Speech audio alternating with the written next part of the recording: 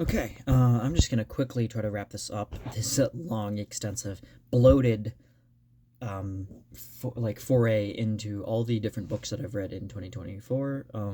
So I didn't want it to be this many videos, but I kind of figured that in the back of my head that the last one I did, being 150 books, I think I did, I think was like not as long as this, obviously, but it was like at least 2.5 hours maybe, and I just split it into two different videos. So anyway, but I'm just gonna try to make this. I know, so that in the last one, because I kept getting diverted, but this is just like literally the last month, and I think I left off at one of E.T.A. Hoffman's. I think it was in November, so I think I was made it through. I talked about Silas Marner, I think, by George Eliot, and then Butcher's Crossing, John Williams, Crash by J.G.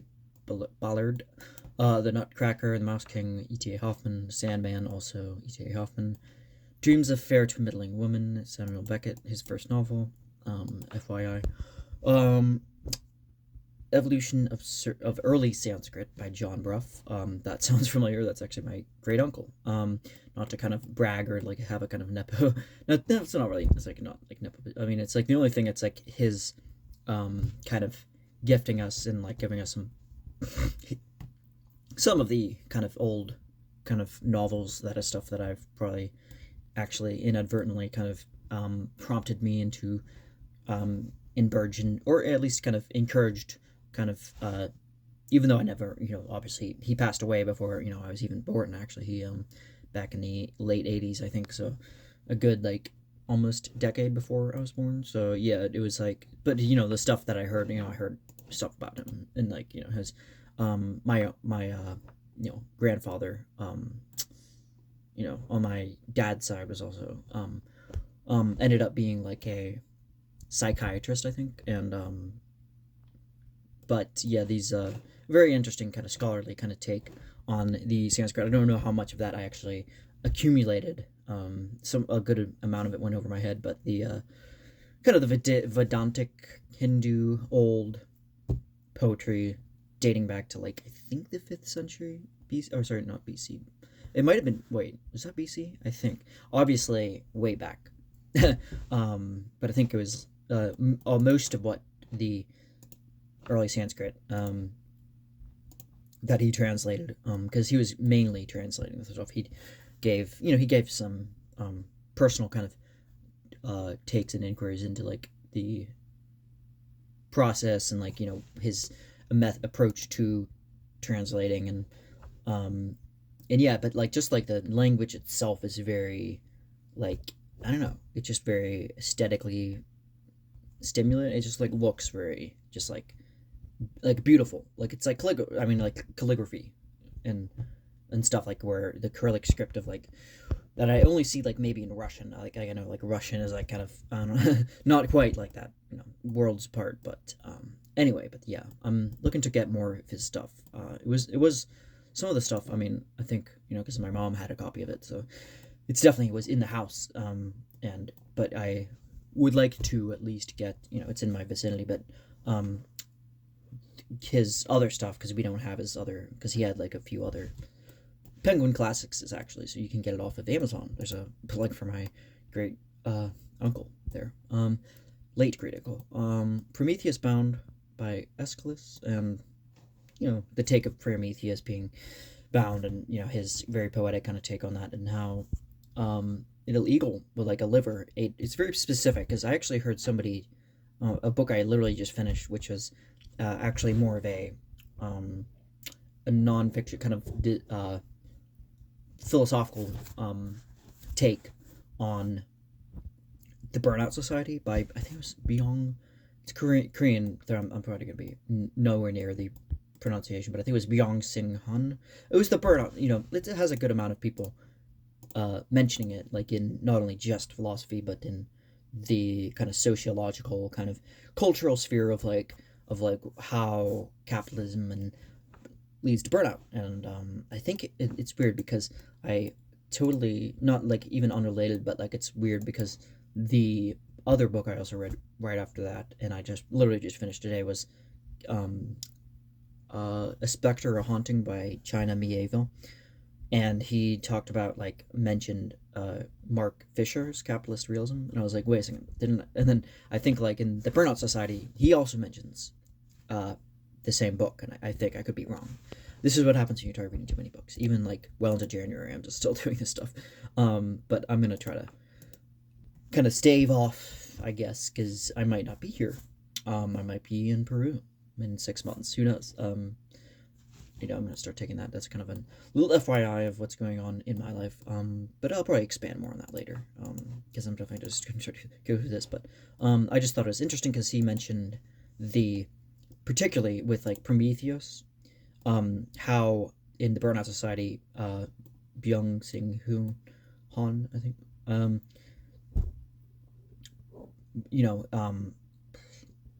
he mentioned how the eagle liver, the reason why he like the Greeks I think chose that was because the liver is because there's no pain centered in the liver. So like the only thing that Aeschylus, I'm sorry, not Aeschylus, Prometheus would have felt is like just total like boredom from because like what's gonna happen if like an eagle picks your liver out. It's like where the central pain. It's not. There's no pain that you would be feeling, so it's not like a Sisyphus dragging up a boulder. It's not like you're gonna feel that strenuous kind of extenuous, but you're gonna feel like a different kind of like just vast boredom in that sense, fatigue and all that, just weariness. That's like the worst. So that's what he was getting at with burnout. Like with like capitalist societies where everything's escalated and accelerated to like the end goal of everything. Everything has a telos or teleological goal. So everything is just it's a very kind of quick gist, but I'll try to do a more exhaustive review on that. Anyway, so Gifts Differing by Isabel Myers Briggs and Peter Myers. I just thought like I'd give it a read just because I had a way back, maybe even like I was like dating back to like 17, 18. I might have had like a kind of initial kind of thing to the Myers Briggs phenomenon of like that, and I've always taken it with like a massive grain of salt, and like a big part of me is like kind of has not like completely did away with it, but I'm trying to kind of I think I've everything that's been said about it I think has been said, but I just figured I'd give it a read because I was like, well, I don't know. I just kind of trying to, because I know the big thing is like, well, Isabel, she wasn't even a real psychiatrist. She wasn't even a real psychologist. She didn't even go to school. I think she did, but she didn't go to university for like classical, any traditional kind of doctorate. So it's like people like, well, she does, what should she know? And you're like, well, that's not, they're expanding on Carl Jung's personality psychological types, which I did read. So I think that's kind of another reason why I read it, because I was like, oh, well, I love Jung, so yeah, but it had ended up, yeah, but the whole like MBTI did end up being a kind of weird kind of side interest of mine for some years now, and it's been something that I've like kind of hidden, not out of like a shame, like it's like, ooh, it's like astrology or something, but more so just because it's like I don't even know what to say about it, like what else can be said. It's like been written about and exhausted by everybody, and for a decent reason too. It's not like people are trying to figure out the personality, why people approach things are just sculpted differently. But yeah, that's why it's called Gifts Differing. People have different gifts that they can offer. That's and I think it kind of opens you up to the differences in people's personalities and why we butt heads with certain people more than others. And then I don't know. But it also can have a kind of tribal mindset to it. That's why I don't really like it. You're like, oh, you're not an intuitive type, so I'm not gonna get along with you, and I'm just gonna kind of hang out with these other people that are intuitives, and that's the way it's gonna be. And it's kind of like it's actually not what Jung is. Jung was trying to say it's like, well, that's like a repression, or not. It's like the shadow aspect of you, like that's like what you have to kind of come to peace with, and in individuation, like you have to kind of individuate the kind of egoic part of you that wants to, or like the what Freud would call maybe the id, I guess, like that kind of like the more oppression, like the present part above conscious part of you. Like you have to make the unconscious conscious, is like a very general terms, I think, what Jung said. So but yeah, Tom Sawyer Abroad by Mark Twain. I figured I'd just throw in some of his stuff. Old Samuel Clemens, Empire of the Sun, J.G. Ballard. I know I remember watching a part of that movie when I was younger too, the one with Christian Bale, and it always like kind of I started actually writing down about it like kind of a little bit, just not journaling, but just well, in a sense maybe it is not that far different, but just like to um I don't know, just because I always thought like that was like so like depressing about like how like you just see like this poor kid thrown into this war, this and he never sees his parents again. Spoiler alert, like that's and he's kind of like but he's reunited with I think Ballard himself was, but like I think in the book he it's like it's a little bit more dire. But The Explorer by Catherine Rundle. I heard her name. I'm not sure if she was one of the people that contributed to that Kafkaesque series of stories, but if she did, that's probably what spurred me to read one of her stuff things. It's very kind of adventure fiction. That was, a bunch of kids are trapped on a island, and I'm not usually too keen on that, but I figured I'd hey, well, doing this many books this year, I might as well kind of squeeze in all these different genres and force myself to like them. No, just kidding. It was okay. I liked how they're all these trapped on an island, and then there's the one kind of archetypal explorer guy who guides them. He's like kind of been inculcated in the woods and on this island, solitary for so kind of like Lord of the Flies a little bit. I don't know, except minus just kids. Being Peace by Thich Nhat Hanh. It Won't Be Easy by Todd Radermaker. I don't know what exactly. I think Dave Eggers did the intro, so I think maybe it showed up on a related book somewhere. But I just figured it was like, hey, he's like talking about teachers. I was like semi interested in like what teaching was like, and he talks about teaching and like what it's like and the benefits and all that. And I thought it was pretty interesting. Todd Radermaker himself was a teacher, obviously, so it's autobiographical. Him just nonfiction, just accounts of like what his interactions with all the students were like, and he talks about how some of them were inner city and like had lesser kind of privileges than your typical so he had to kind of learn how to be relatable, but without that kind of cringy way of trying to look cool and like hey like trying to be like fit in with them. So it's like he talked about that was like kind of funny. The Pensies by Blaise Pascal. After a long time of it occupying my bookshelf, finally read it. Not a big fan of the print of like how it's printed out, but and like the width and all that. But it was really they showed a pretty faithful translation, my understanding, and Henry Miller's People by Henry Miller. I just heard a little bit of someone mention Henry Miller kind of as one of those. He was born in I want to say like 1890s, so he's actually pretty way back. He's not. It's almost tempting to say that Saul Bellow and like John Updike were all contemporaries in that sense. Maybe Philip Roth all had come from about the same time. But Henry Miller goes a little pretty way back. But yeah, he had it's like that one was like just a kind of interesting kind of small introduction to his stuff. And I don't know. I'll see what else I'll read by him next. I can't remember the name of the other one, but some of them are like autobiographical. Some of them go in. He mentioned Anatole France too, and I was like reading that at the same time, and I thought that was an interesting kind of coincidence.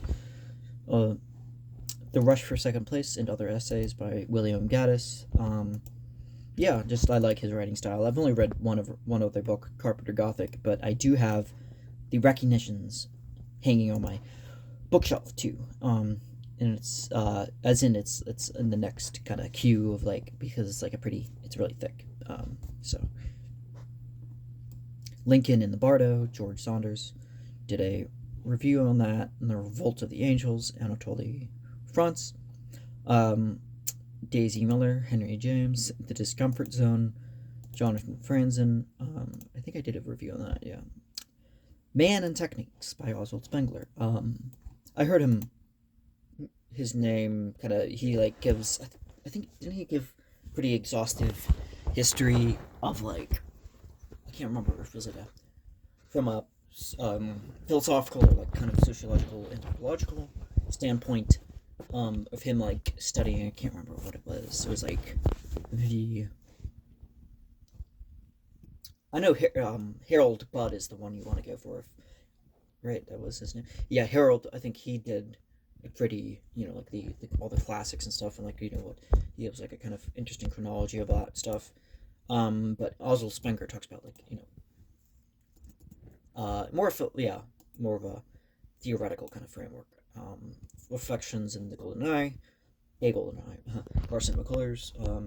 Slowly going through her stuff. Just about recently some few more handful of her other books as well, and The Dangling Man by Sal Bello, The Revolt of the Angels. Wait, hold up.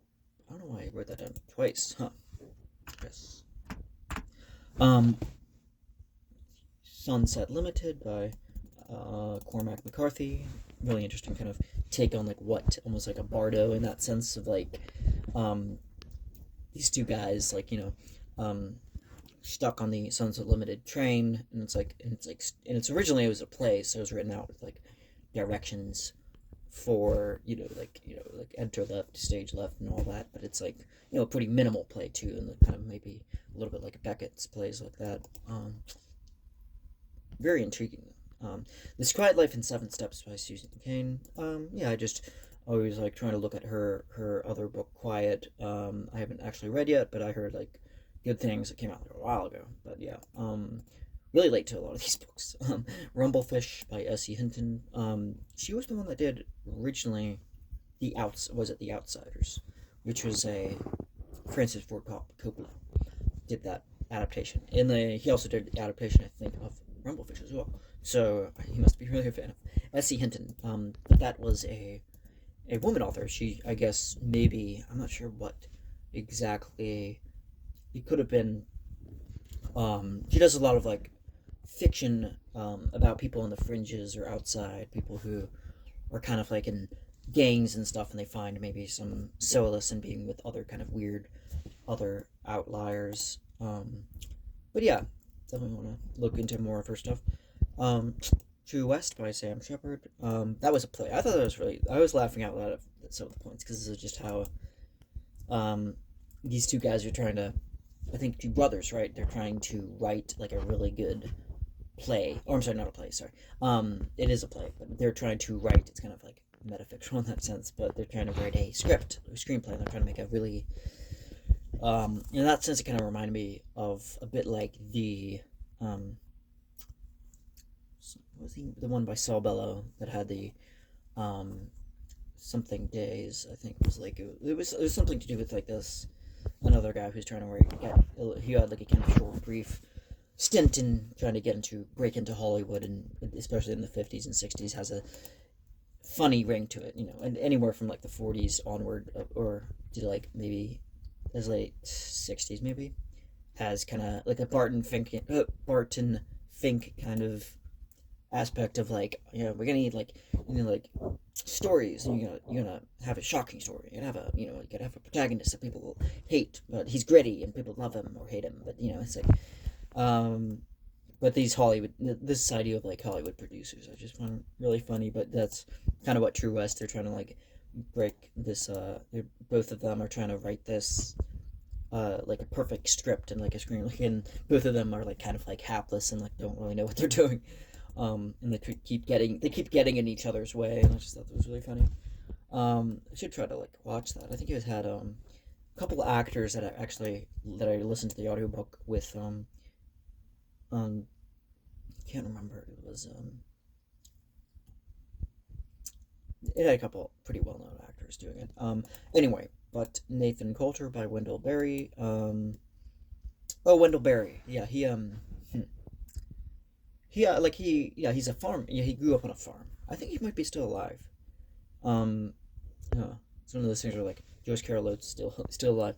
I just find it kind of surprising. Same thing with I can't remember her name. Ruth. No, wait. What's the name?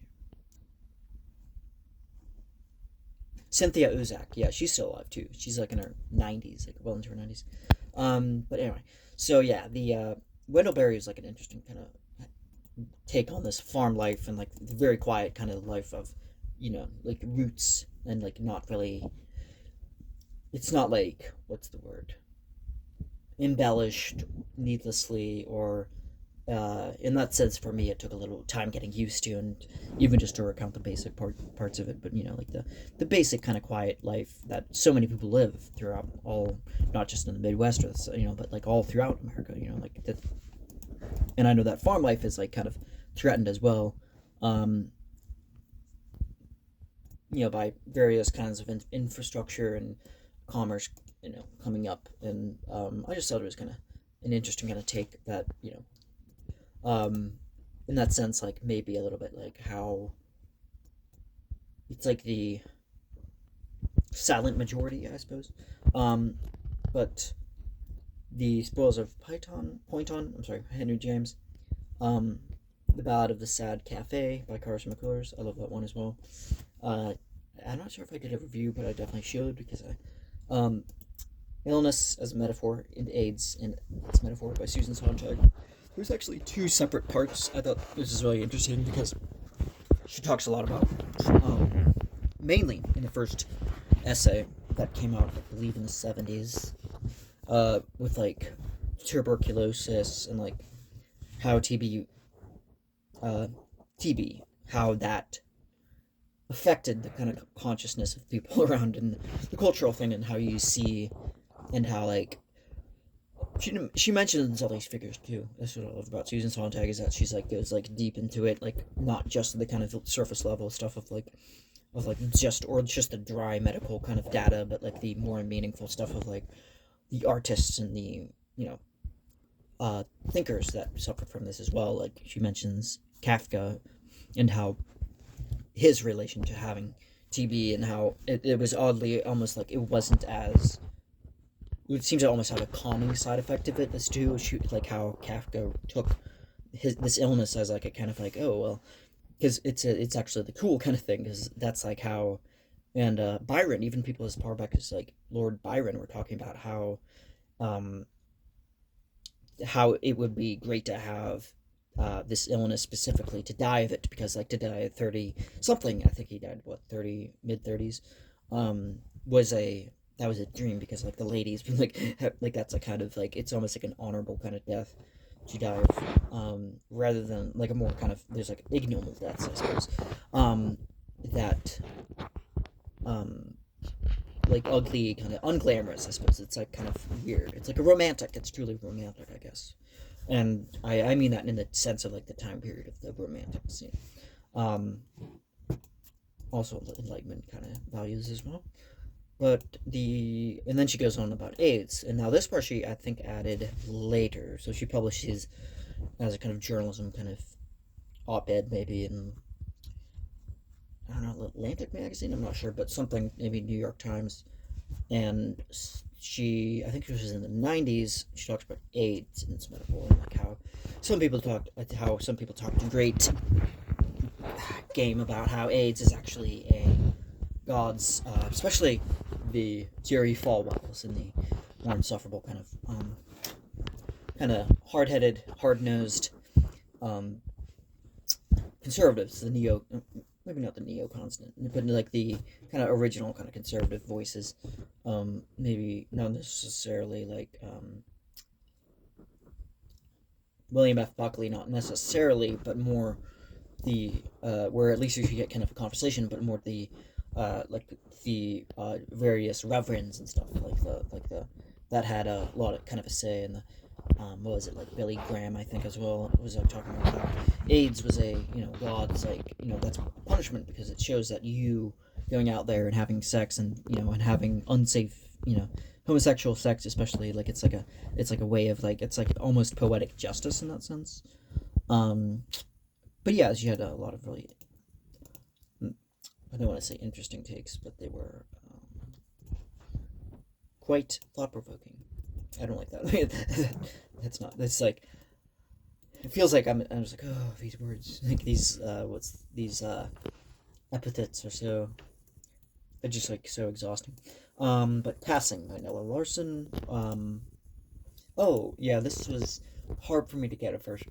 She was a part of the um Harlem Renaissance. So she was talking a lot about how the passing was also this I think it came out in the 40s, maybe 30s, I think, and she was talking about how passing is, passing from one, it was actually passing for a white woman in the time, like um even like before, like kind of prior to the civil rights movement, or especially I'd say that was like more difficult to actually come to live like unabashedly as a African American lady. So like this, there's a one of the one of the family members actually ends up marrying, I believe, a man that ends up being he's like very racist, and he's like not even closeted, but just openly kind of, just like very prejudiced against.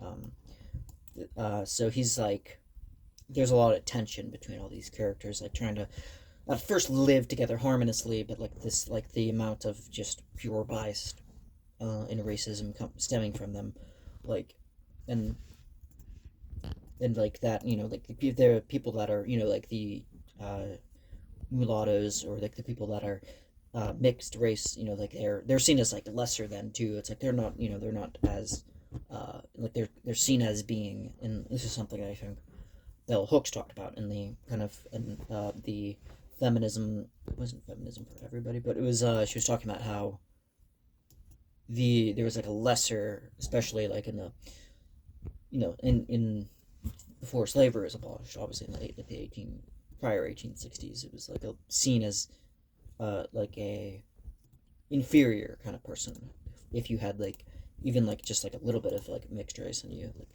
um but yeah, The Age of the Spiritual Machine by Ray Kurzweil. He's actually like a computer, like an actual programmer. I think he was a scientist, engineer, I believe. I don't know too much. I just know that there's like the age of the other one he had is like the singularity problem. I haven't read, but this is the only thing I've read was like this. His take kind of on computers and nanotechnology, and oddly enough, even though this came out I think in the 2000s, I think it's like, so it was post to kind of the Y2K bug problem. But yeah, the yeah, he had some pretty almost like prescient takes on like what would come of, AI in the without, saying. But I think he talked about like how the whole Turing test, like the Alfred Turing, Alan Turing rather test, and how that would be administered, I believe. But it was like pretty interesting just how, long it was, like at least 2 decades ago to um, Time Code of a Face by Ruth Ozeki. I really love this kind of a Buddhist kind of aspect of how she talks about her face. I'd like to do a thing on this, but I think I want to read a tale for the time being. For the time being, sorry.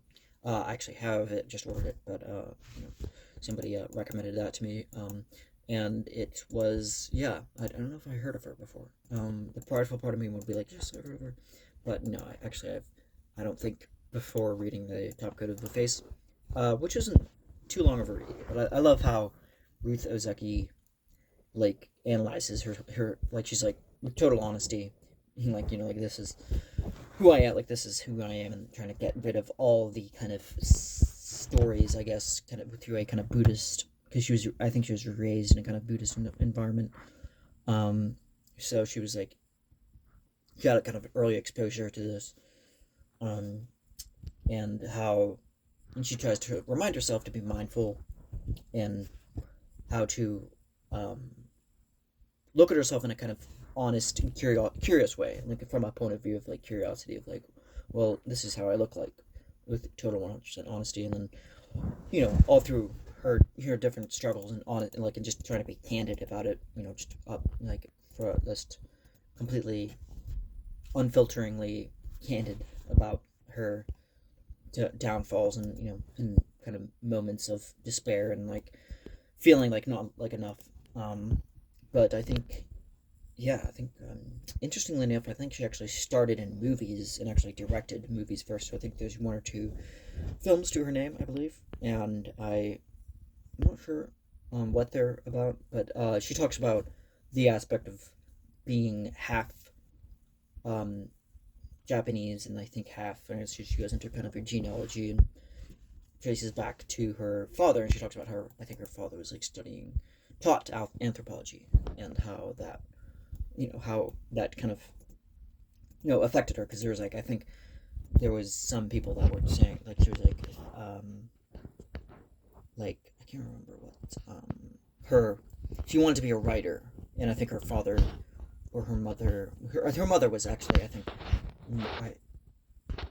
discouraging of that, was like very like, or both of them I think were just like this idea of like this saying anything honest, like saying anything about wrong, about the family. I think especially through a Japanese kind of familial patriarchal kind of context of like, like um in that lens of tradition, like use is like kind of a reflection, is like a bad reflection of the family. If you're like, you become a painter, and if you're like honest and like you portray like an autobiographical stuff, it's like, or if you become like a writer or like a singer or whatever, yeah, those things like kind of come back to you or some in some way. So Paycheck by Philip K. Dick. One of his short stories I thought was really interesting, kind of take on like this dystopian, like classic kind of speculative fiction. Also, it's been a little while since it's been a minute since I've read Philip K. Dick book or of any kind. So, and I wanted to kind of get back into his by reading the Simulacra, I believe, the Simulacra, which is like the Simulacra and Simulacra and Civilization, or Simulation. I can't talk. But yeah, I think because he actually, Baudelaire actually mentions that, so that's interesting, because I think he might have wrote that like in the 70s, I think. Um, By Night in Chile by Roberto Bolaño, The Yellow Wallpaper by Charlotte Perkins Gilman, and that's it. Yeah. So total, I think from all in all, I think as of December 29th, I think that's like when I finished the last thing, I had read 206 books, I think, in all. And if you're like, you're gonna like kind of hold me accountable, if you want.